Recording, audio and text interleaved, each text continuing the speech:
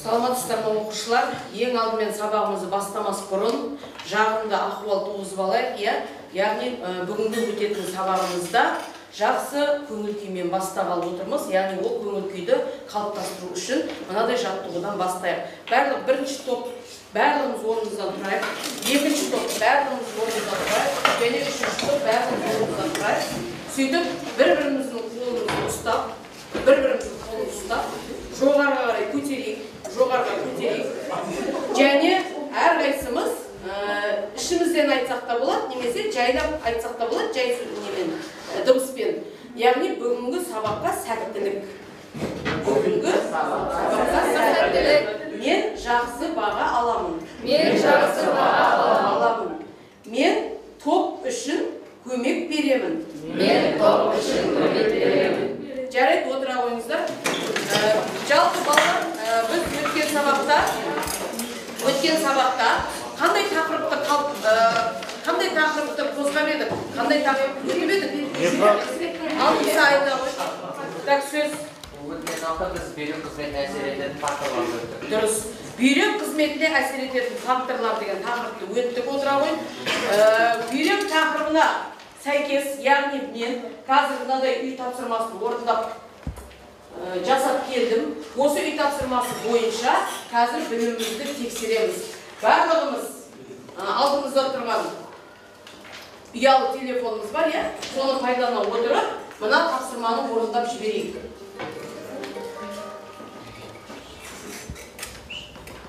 Ал, жасайық. Оқушы, мына топтан, бірінші топтан бір оқушы келе ғой, Иса. Осы тапсырманы орындап жүрейік, үй жұмысы ретінде. Рахмет дейді. Қандай сұрақ келеді екен Исаға? Міне. Бүйрек қандай қызмет атқарады? Бүйрек мүшесі негізінен адам организмінде адамның қанын айналдырушы мүше болып табылады. Бүйрек адам қанын 1 минутта 1 литр, 5 минутта 5 литр айналдырады. Осылайша бүйрек адам қанын тазалап отырып, керекті витаминдер өз организміне сіңіріп, керек емес витаминдерді сыртқа шығарады. Витаминдер емес, қажет емес заттарды сыртқа шығарушы мүше. Жарайды, отыра ғой. Келесі, екінші топтан.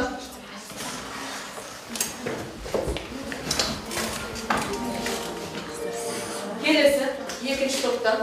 Мирас, шыға ғой. Қандай сұрақ түседі екен Мирасына? Нефронның құрылысы қандай? Нефронның құрылысы, нефрон шумақтары өзі екі бүйректе болады. Ол біреуінде 5 миллиард, біреуінде 1 миллиард болады. Құрылысы. Құрылысы қандай? Қан тамыры өтеді, біреу қызыл, біреу көк болып. Қызылдан қан жүреді, ал көгінен сыртқа шығып кетеді. Яғни қызыл көк дегеніміз қандай қан тамыр? Қызыл, вена артерия тамыры, ал көк тамыр ол вена тамыры. Яғни нефрон шумағында қан тамырлары бар дейді, дұрыс па? Отыра ғой. Келесі, үшінші топтан. Бағдаулет. Қандай сұрақ түседі екен? Дәрілік препараттарды қолдану бүйрек қызметін бұзады ма?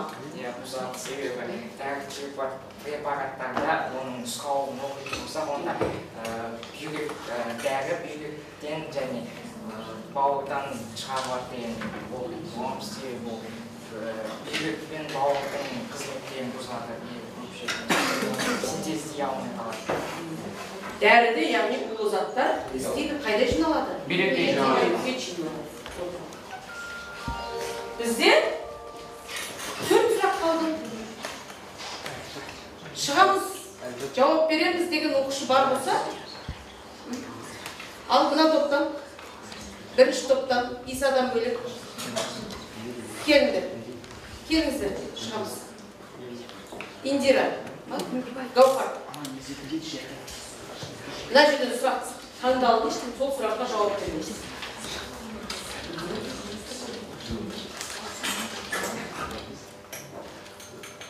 Қандай сұрақ келді? Кері әсер ететін факторлар суық тию, тамақ препараттарды қолдану және тіс жегісі кариес дейді. Балдар. Тістегі, яғни тіс жегі, иә? Ол да бүйрекке не істейді екен? Кері әсерін тигізеді. Суық тию, кері әсерін тигізеді деп жатыр. Дұрыс па? Дұрыс, иә? Келесі екінші топтан. Екінші топтан. Әрішан.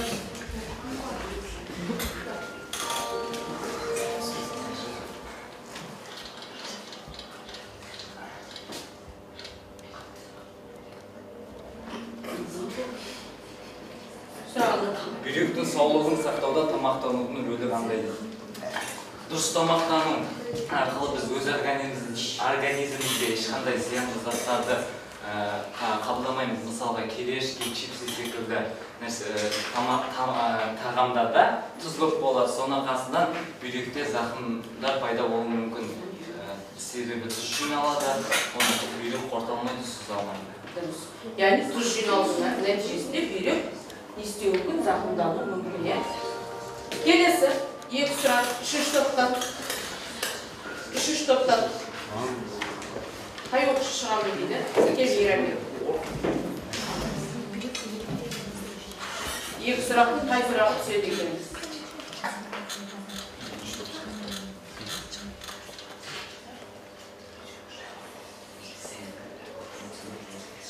Зәр қалай түсіледі? Бүйрек арқылы керек емес заттардың түзілуі арқылы, зәр арқылы шығып келеді. Қалай түзіледі зәр? Көмектесеміз оқушылар бар ма? Қалай түзіледі зәр? Зәр қалай түзіледі? Немесе ойыңыз болса айтып өтіңіз. Зәр осылай түзіледі деген сияқты. Қалай түзіледі зәр?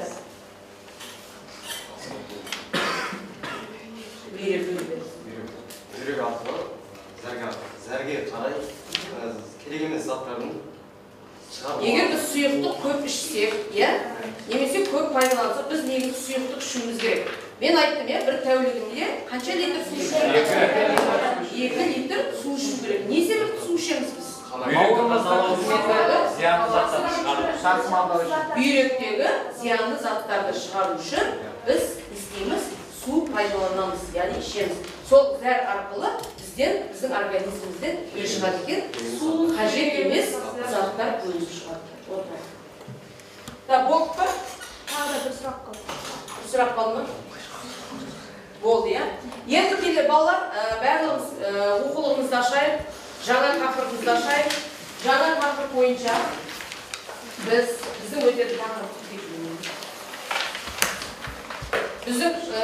өтетін тақырыбымыз бөлім 9-да 2 бөліп шығару және сабақтың тақырыбы зәр шығару жүйесінің гигиенасы, бүйрек және зәр шығару жүйесінің аурулары, пиелонефрит, цистит және бүйрекке тастың жиналуы. Осы аурулардың себеп салдарын және оның алдын алу туралы біз бүгін өзіміздің тақырыбымыздан істейміз, қарастырамыз. Жазып алайық дәптерімізге осы тақырыпты.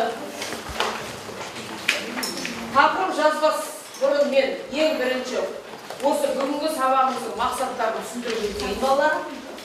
Біз осы зәр шығару жүйесінің ауруларын, яғни зәр шығару жүйесі мүшелерінің бұзылу белгілері мен себептерін біз бүгін түсіндіреміз.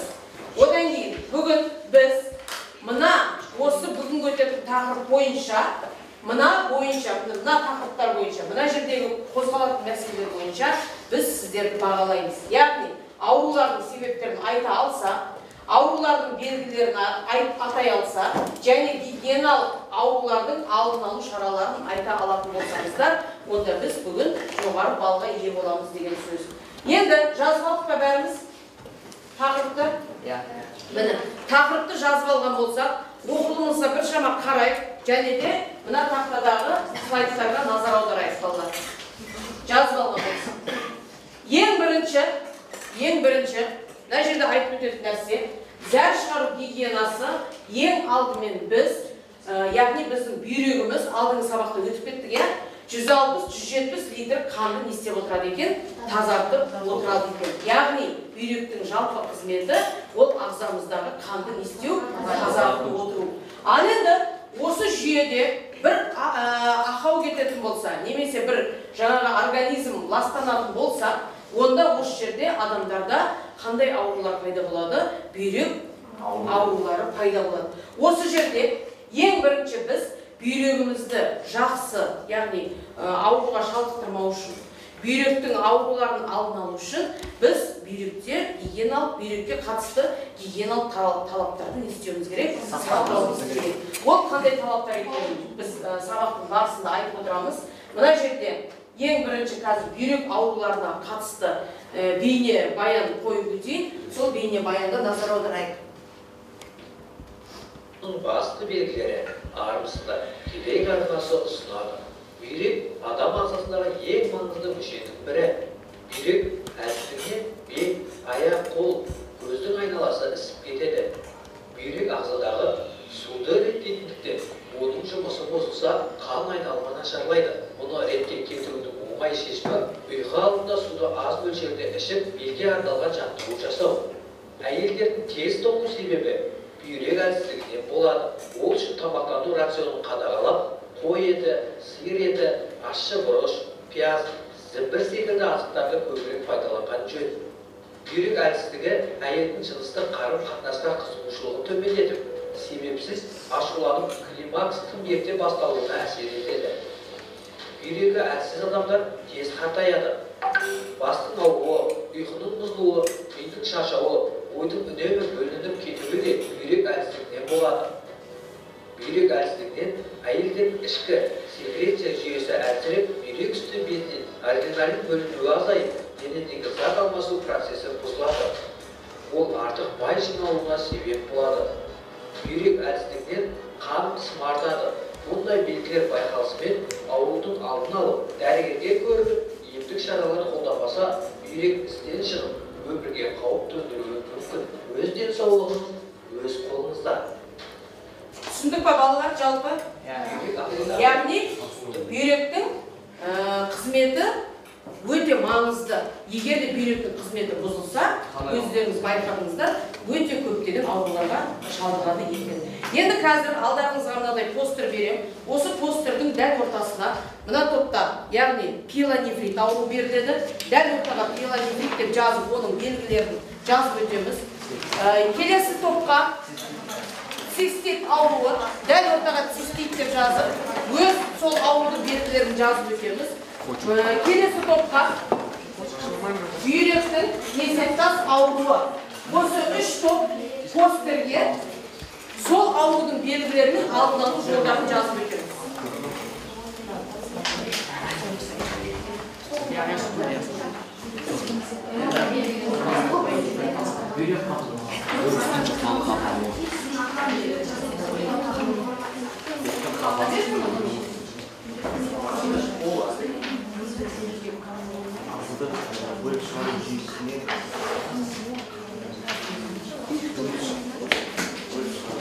Өз ойымызды білдірген оқушыларды бағалап отырамыз. Бағалау парағына.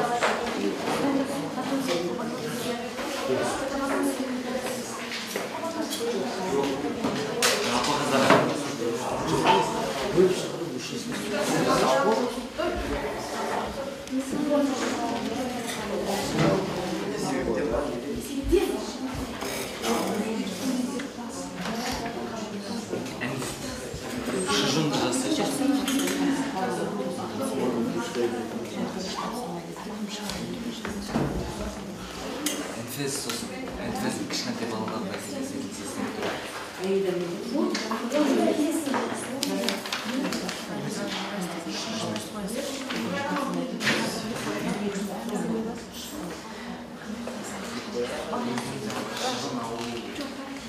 иә, жұмыс жасайды, топпен жұмыс жасайды балалар. Топпен жұмыс жасап, бір-бірімізге пікірімізді айтып, аурулардың белгілерін анықтайды.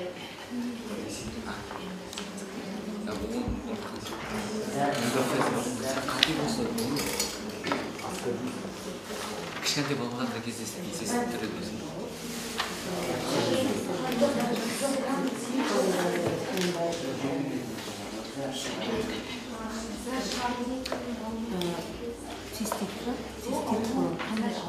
Қандай белгілері бар, алдын алу шаралары, одан кейін осы аурудың қанша жаста белгі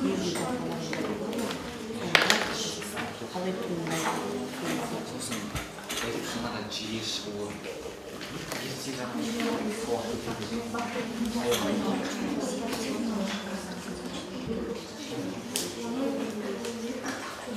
бірінші топ аяқтайын деп қалдыңыздар ма?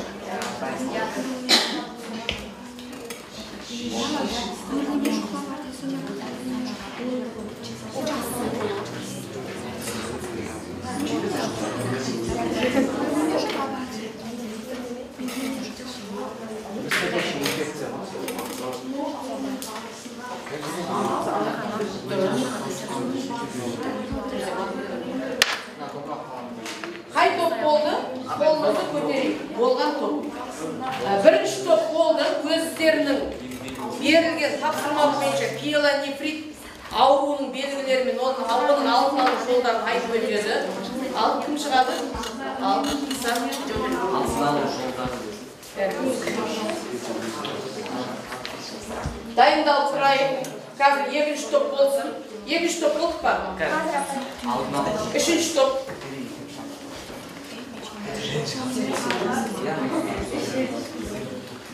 Қазір барлығы болсын, бәріміз тыңдайық. Екінші топ болдық па? Болды. Алдын алу жолдарын жасайды. Суық тиюден сақтану, ес салауаттылығын мысалы. Дұрыс. Қалғанын мына жерде айтып жүрсеңіздер болады. Қалған жағын. Бәрін жазып. Жүреміз, мен плакатты алайын, сосын шығасыздар ғой. Әйтсе қазір оған қарамай қойып. Болдық па? Екінші топ болды. Екінші топ болды. Үшінші топ. Үшінші топ. Болып қалды па?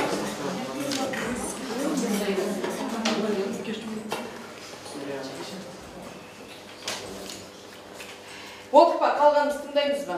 Ал, бірінші топ. Бізге берген тапсырма пиелонефрит ауруының белгілері. Пиелонефрит ауруының басты белгісі ол бүйректің қабынуы. Және де патогенді бактериялардың көбеюі. Патогенді бактериялар деп айтып отырғанымыз. Сол пиелонефрит бүйректің ауруына жұққанда патогенді бактериялар көбейе бастайды. Соның арқасында өшеме жұқпа пайда болады. Өрлеме жұқпа, ол исходящий инфекция деп аталады. Және де бөліп шығару мөлшері микробтардың көбеюі. Бөліп шығарылатын зәрде бактериялардың санының артуы. Зәрді сақтау әсер етеді дейді. Ол айтып отқанымыз бізде қолымызда кері әсер тигізеді. Зәрді сақтап отырады, ол сыртқа шығармайды. Ол бізге өте зияны келтіреді. Нефрон жаршыларын жояды және қабындырады. Бүйректің ішіндегі миллиард жаршылардың сол нефрон шумақтарын жояды және оларды қабындырады бүйректің басын. Пиелонефрит ауруы осылай белгіленеді. Дұрыс. Белгілерін тыңдадық па? Екінші топтан ал. Әсел, айта ғой, пиелонефрит ауруы. Не түсіндік бірінші топтан? Бірінші топтың айтқан дерегі бойынша. Бүйректің қабыну байқалады, сосын бактерияның көбейіп кетуі, бүйректе бактерия көбейіп кету нәтижесінде не болады дейді? Не тарайды дейді? Қандай ауру тарайды дейді? Өрлеме, жұқпа. Өрлеме, жұқпа ауруы тарайды. Отыра қойыңыздар, міне. Стикер.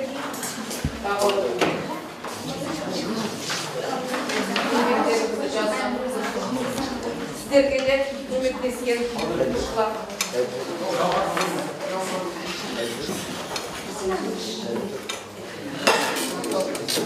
Ал екінші топ шығамыз. Үшінші топ.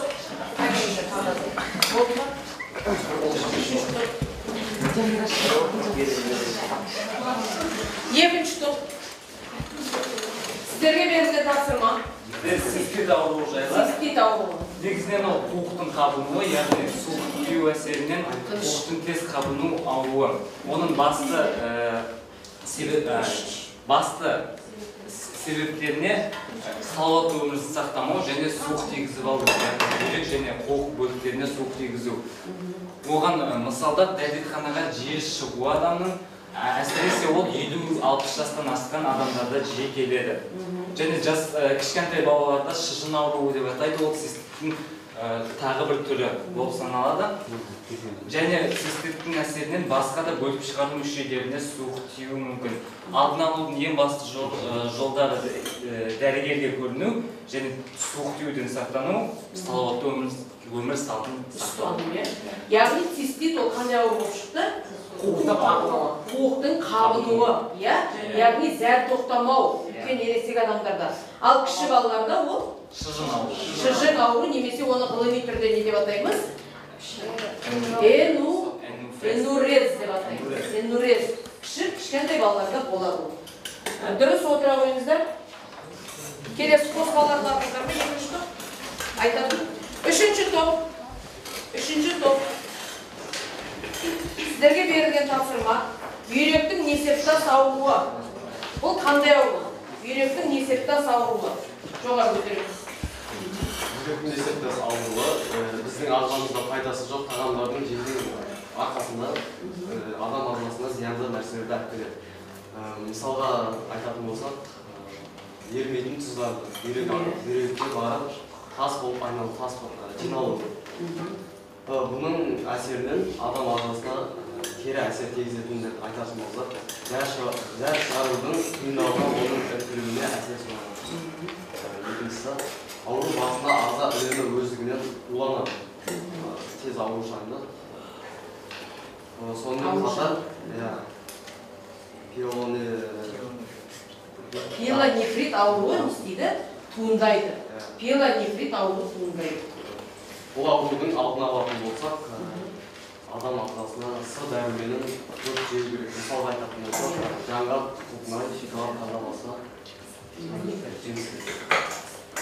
Бұл өнімдерді көп пайдалану керек па, жоқ аз пайдалану керек па? Алдын алу үшін, алдын алу үшін біз қандай өнімдерді пайдалану керек, балалар? Құрамында бүйректің ауруын алдын алу үшін жаңғақ, көкнай, шоколад, тағы басқа да дәмді дақылдар және С дәрумені бар жеміс жидектер. С дәрумені қандай жеміс жидектерде болады көбінесе? Лимон, апельсин, мандарин, қышқылды өсімдіктер. Бұларды пайдалану қажет. Нені шектеуіміз қажет, С дәрумені шектеуіміз қажет. Ал басқа өнімдерді, яғни мына жерде алдын алу үшін жаңғақ, көкнай, шоколад, тағы басқа дақылдардың бәрін шектеу үшін шектеу керек, бұл тағамдарды жемеу керек. Ал бүйрекке көп әсер ететін жағымды факторлар, ол қандай факторлар? Ағзаны тазалап отыру үшін біз естуіміз керек. Суды пайдалануымыз керек. Суды көп ішуіміз керек, сонда бүйректің тазалануы, қанның тазалануы істейді байқалады. Дұрыс қозғалаттарыңыз бар ма? Міне сіздерге жалпы жақсы пікір білдіріп отыр. Шоколад көп жейтін оқушылар болатын болса, оларға құлақ нағыз. Сосын біз көп пайдаланатын қазір жастардың арасында өздеріңіз білесіздер, кириешки деген нәрсе бар, чипсы деген нәрсе бар. Оның барлығының құрамында зиянды тұздар естеуі мүмкін, балалар бүйрекке өте зиянды әсер етуі мүмкін. Келесі тапсырма. Келесі орындайтын тапсырмамыз. Ұялы телефонымызды алып,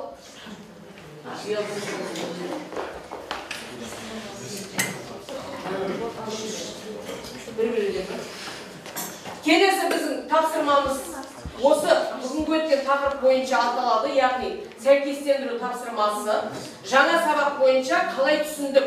Біз осы тапсырма арқылы қазір байқаймыз. Мына жерде тапсырма шығып тұр, балалар. Әр топтан бір оқушыдан шығып, белгілеп кетсек, топпен бір-бірімізбен ақылдасып, сол ауруды тапсақ сәйкестендірейік. Дұрыс шығады екен. Ал бірінші топтан қайсы бірінші? Суық тию ма? Оқиық сұрағыңызды. Несеп тас. Ол несеп жолынан тас байлануы. Ал Несеп жолында тас байлануы. несеп жолында тас байланатын болса, онда ол Несеп тас. несеп тас деп аталады. Дұрыс отыра ғой. Келесі. Бос топтан шығарайық. Ал, келе ғой. Алады. Қай ауыл? Пиелонефрит.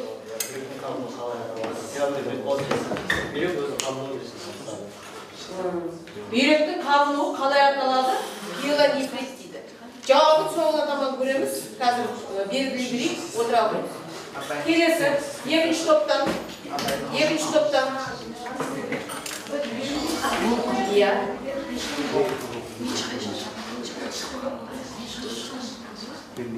Суық тию, оқыңыз. Суық тию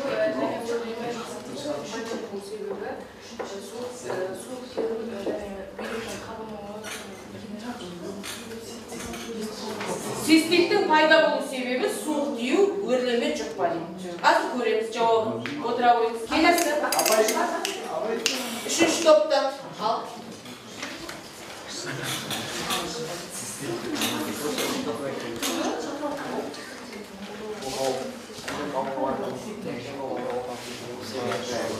Дауысымыз шығарайық, баласымыз.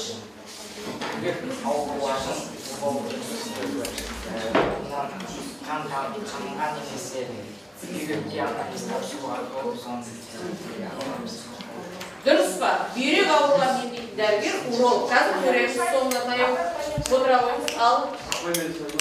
Кім? Мерей.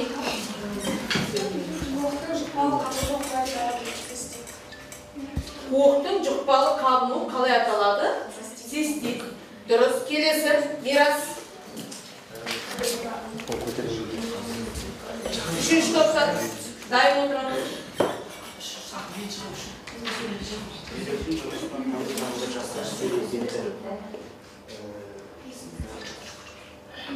Бүйректің жұмысына қандай тағамдар жақсы әсер етеді дейді? Нәруыз дейді.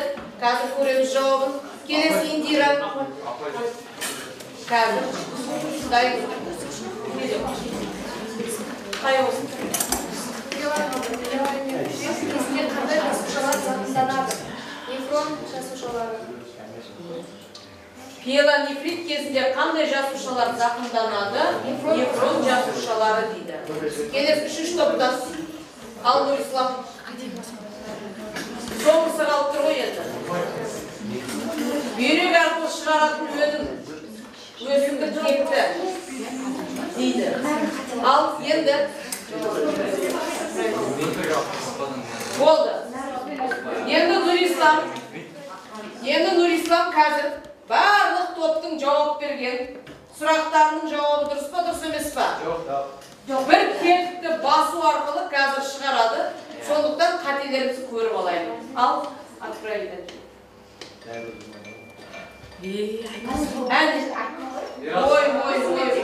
Қара мен қара түспен боялған тапсырмаларда өздеріңіз көріп отырсыздар. Дұрыс емес. Нені шатастырып алдық балалар? Нәруыз бен өсімдік текті өнімдерді шатастырып алдық. Мына жерде біздің жауабымыз, яғни несептас дегеніміз, несеп жолында тас байланатын ауру атауы. Кім жауап береді бұл сұраққа? Жарайсың. Өте керемет. Келесі, бүйректің қабынуы қалай аталады? Кім жауап береді бұл сұраққа? Керемет. Келесі, суық тию, өрлеме жұқпа. Кім? Аружан. Жарайсың. Келесі, уролог, бүйрек ауруын емдейтін дәрігер. Бағдәулет. Керемет. Келесі, қуықтың жұқпалы қабынуы қалай аталады? Кім жауап берді? Мерей жауап берді. Бүйрек жұмысына қандай тағамдар жақсы әсер етеді? Нәруыз дұрыс болмай қалды, иә? Дұрыс болмай қалды. Нефрон жасушалары пиелонефрит кезінде қандай жасушалар зақымданады деген сұраққа Индира жауап берді. Өте дұрыс. Дұрыс тапты. Келесі, соңғы сұрақ, енді ол сұрақтың өзі біреу қалды дағыны, өсімдік текті деп белгілеп қалып еді. Ол да дұрыс болмады. Бүйрек арқылы шығарылатын өнім, ол керісінше нәруыз болады дағыны, ал бүйрек жұмысына қандай тағамдар әсер етеді? Өсімдік текті. Біз өсімдік текті жалпы тағамдарды пайдалансақ, бүйрекке қалай әсер етеді екен? Өте жағымды әсер етеді. Енді осы тек қана осы жерде тұрған, мына жерде тұрған өздеріңізде мына екі сұрақты ғана дұрыс жауап бермегендіктен орнын ауыстырып, тура осылай дәптерге жазып алайық. Тура осылай дәптерге жазып алайық. Бірінші, несептас, себебі келесі сабақта тағы да осы тапсырманы орындайтын боламыз. Сонда қателеспейміз балалар. Тез дәптерге жазып алайық.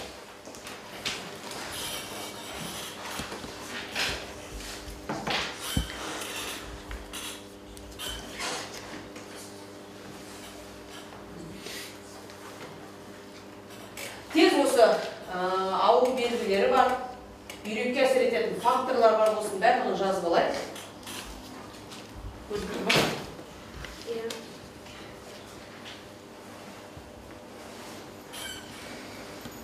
Қалған бәрін дұрыс жауап бердік.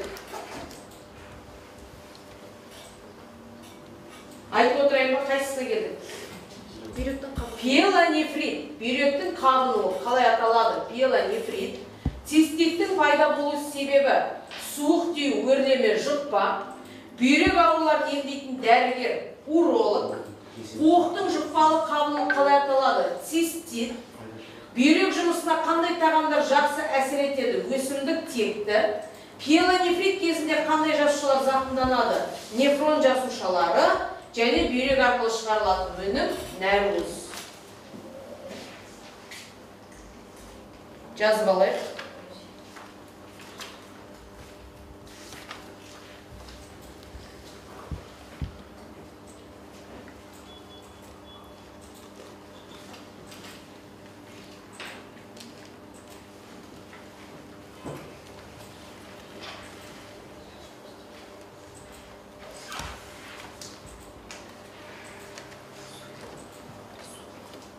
Болған болсақ, қаламсағымызды көтерейік, біз болдық деп. Қай топ бірінші болады екен?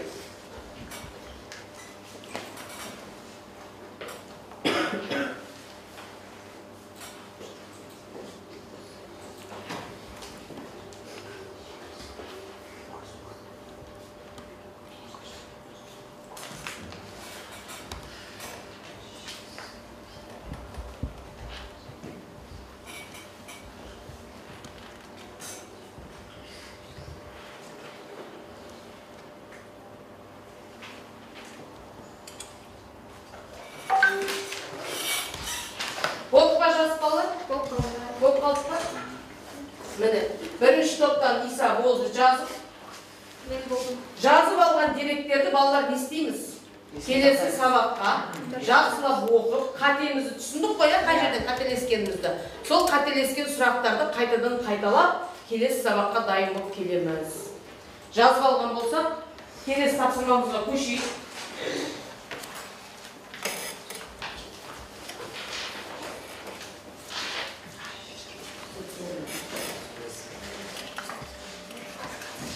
Енді мен сілтеме жібердім бағана, ұялы телефонымызға осы жерде сілтеме жібердім. Сол сілтемеге кірейік, кіріп, сол жерде берілген сұрақтарға жауап берейік, қай топ қанша пайыз жауап береді екен, соны көрейік. Қай топ мықты түсінді бүгінгі тақырыпты. Қай топ мықты түсінді. Бір-бірімізге көмектесейік. Тапсырма ашылып жатыр ма? Ашылды ма тапсырма? Ашылды ма?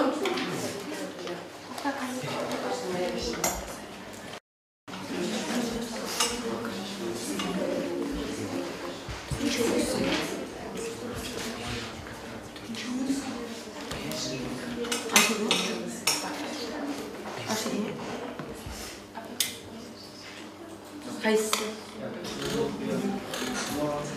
Ашылды ма?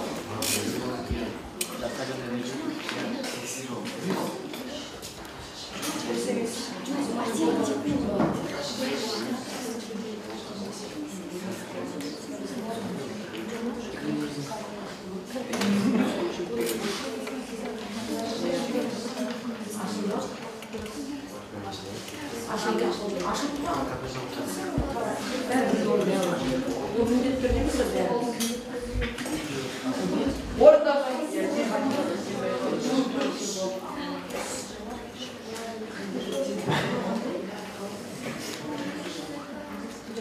Mene ballar cevaplar шығып жатыр. Бірінші топтың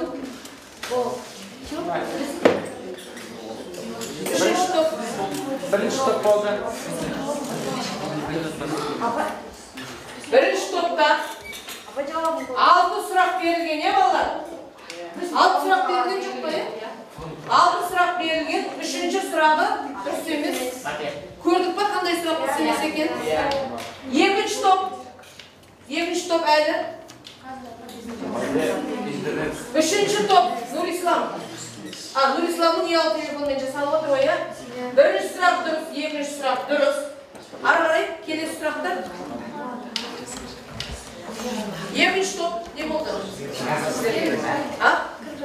Енді кәп жатырмыз ба? Жауап берейік. Күте тұрайық.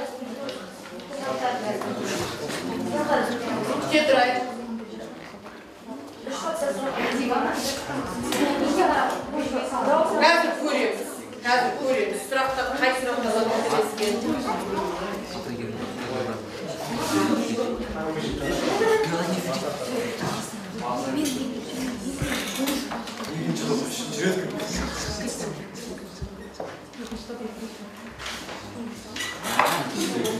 Екінші топ неше рет кірдіңіздер? Бірінші сұраққа жауап бердім. Бірінші сұраққа жауап беріп жатсыздар ма? Жарайды. Ал бірінші сұрақ.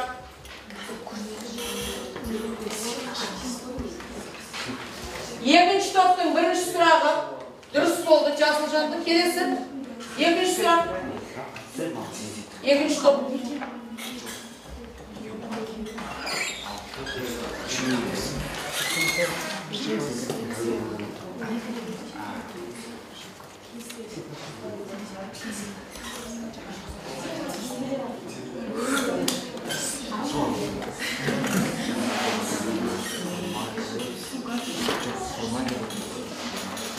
Mene cevap verip жатырмын. Екінші топ, 3-ші сұрағы дұрыс болды. Екінші топ. 4-ші сұрағы дұрыс.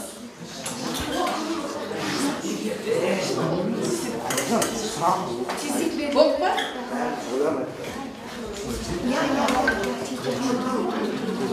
Бір, екі, үшінші топ Нұрислам, Екінші топ. Бір сұрақтарымыз қалды. Bir sıraqlarımız kaldı.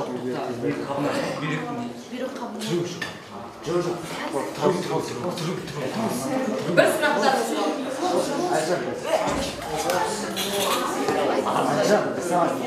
Oldu mu? Finişti nasıl? Finish yapay o işin sonunda takalamıyor. Jaraydı.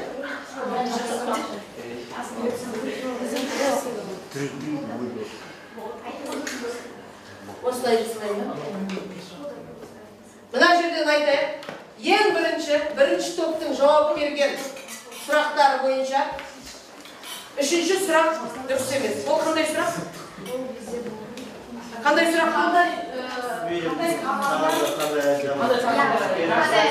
Қандай тағамдар бүйрекке әсер етеді? Осы сұрақта қателескенсіздер. Келесі екінші топ. Ең соңғы. Tez bayqalır. Tez bayqalama деген сұрақ. Не деген? Белгілері тез байқалады. Бүйрек ауруының белгілері тез байқалады ма дейді. Осы сұрақта қателескенсіздер. Келесі.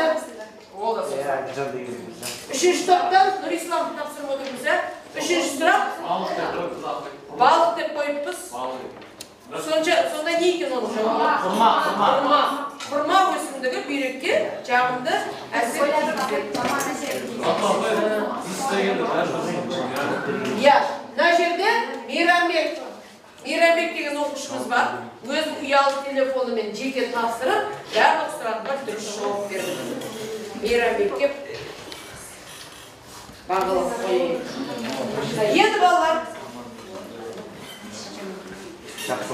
Енді балалар, бүгінгі сабағымыз бойынша не түсіндік? Қай терминдерді ұғындық?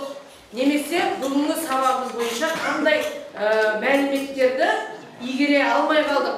Алдымызда стикер тұр. Барлығымыз бір-бірімізге бір стикер алайықтағыны, барлық топ бір стикер алайықтағыны мен бұл тақырыпқа жақсы түсіндім. Немесе мен бұл тақырыптың мына терминдерін, немесе мына мәтіндерін түсіне алмадым деген сияқты әрқайсымыз өзіміздің ойымызды жазып шығайық. Әрқайсымыз өзіміз ойымызды жазып, мына тақтада көріп тұрсыздар ма білім ағашын? Осы білім ағашында ілейік. Мен міндетті түрде пікірлеріңізді оқимын. Және келесі сабақта қателесіп кеткен сұрақтарымыз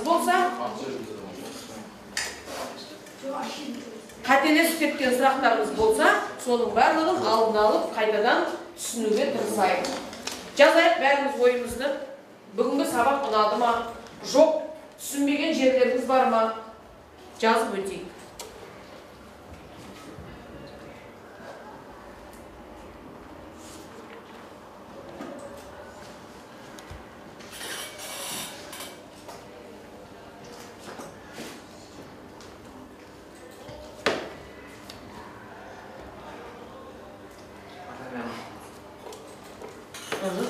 Біткен оқушылар болса, білім ағашына іле берсеңіздер болады.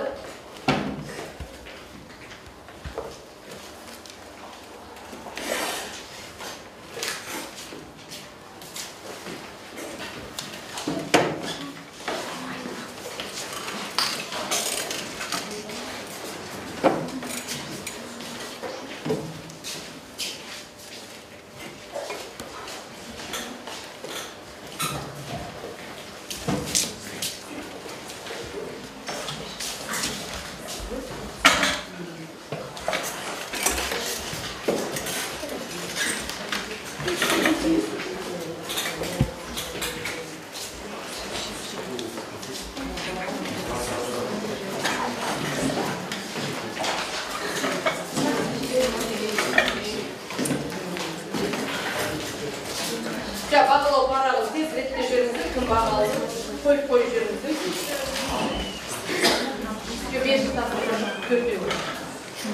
Тез бағалау жүріңіздер, қазір бағалау парағы бойынша көреміз. Қай оқушы көп баға жинаған. Болды ма? Бәріңіз білім ағашына тілегіңізді жазып па? Жазды. Енді балалар, бірінші әр топта бүгінгі үй тапсырмасы және жаңа сабақ бойынша алған білімдері бойынша балдарын айтып өтейін. Атап, бұл жерде Иса өте белсенді болған дұрыс па? Гаухар және де Диана, Бағдәулет, Алан, Анеля, Жібек, Аруна осы оқушылар өте белсенді кірісіп үй жұмысымен жаңа сабақты жақсы меңгерді дейді. Осы бағалау парағын аламын, осы бойынша баға қойып шығам. Келесі, екінші топта тапсырмалар бойынша Мирас, Әділжан, Индира, Ахмет, Мерей, Әсел, Нұрсұлтан, Аружан осы оқушыларға ерекше бал қоямыз қазір. Бұл жерде енді жаңағы көп тақтаға шығып атқан көріп тұр ғой, Әділжан, Мерей шықты, тақтаға Индира шықты, жоғары бал, яғни 8-9 бал қоямын. Келесі, үшінші топта Еркебұлан, Нұрсұлтан, Мейрамбек, Нұрислам, Азиз. Бұл оқушылар мұны бал қой өз-өздеріне. Мына жерде Нұрсұлтан өте жақсы қатысты дейді, 10 бал. Мейрамбек өте жақсы тестке жауап берді, 10 бал. Нұрислам 8-7 бал әр тапсырмаға қойған. Осы бағалау парағы бойынша балалар мен сіздерге бал және баға қойып шығамын. Енді үй жұмысы, үйге тапсырма балалар. Осы параграфты, 20-шы параграф бөліп шығару жүйесінің гигиенасы деген тақырыпты оқып келеміз дағыны. 89-шы бетте, балалар, 89-шы бетте тағамдардың түрлері берілген. Көрдік па? Тағамдардың түрлері берілген. Яғни дұрыс тамақтануға ұсынылған азық-түліктердің түрлері және зиянды тағам түрлері. Осы тағам түрлерін алып, бүйрекке қандай әсер етеді? Осы туралы дерек жазып келеміз және 20-шы параграфты оқып келеміз. Сабақ аяқталды. Сау болыңыздар.